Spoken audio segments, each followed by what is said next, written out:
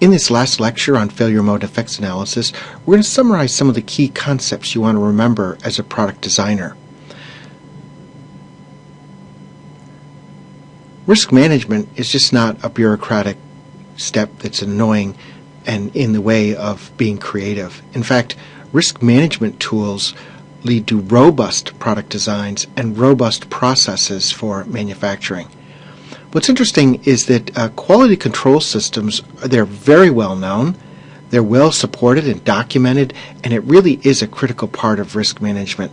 Remember, not every product is without risk, and particularly in the case of medical devices, risk management is paramount because of what we've discussed before is the privileged relationship of the designer with superior knowledge and the consumer who just doesn't have that same knowledge. So risk management, whether people subscribe to it seriously or not, is in fact a major component of FDA audits. Failure modes and effect analysis can be prospective, in the case of design, or retrospective, which would be preventative in nature. Okay?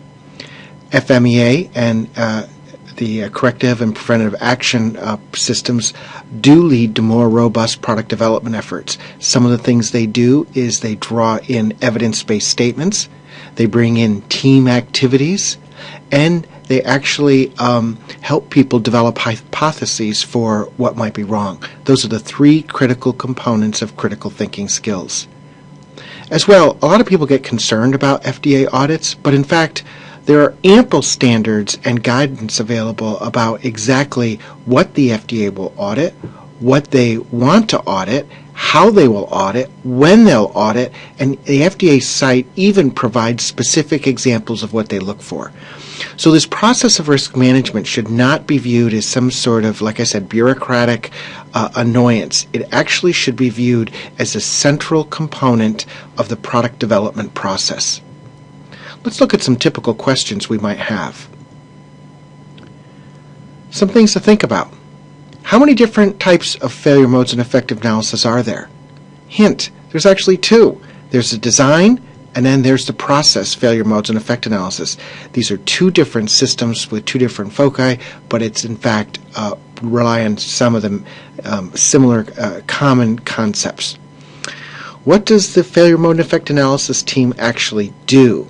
What they do is they conduct a systematic and methodical analysis to identify and document all identifiable failure modes, potential ones, okay, not even those that have occurred, traced through the system with the ultimate effect on performance evaluated. So the team takes a very comprehensive look at what's going on, and the paramount word here is document. Normally, when there's a failure or there's a critique of a FMEA team activity, it's a failure of documentation. Is FMEA part of the CAPA or not? Well, it could be.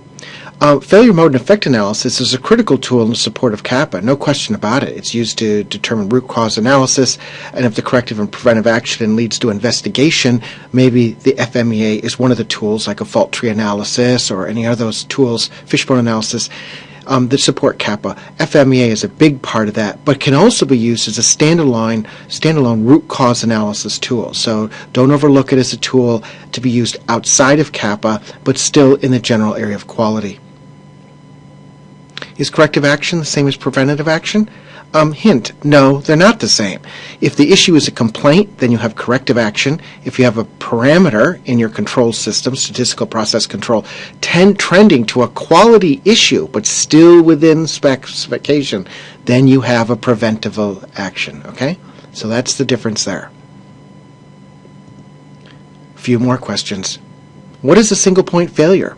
Typically, a single point failure is a single item, part, or step that if it fails, this would lead directly to patient harm and even loss of life.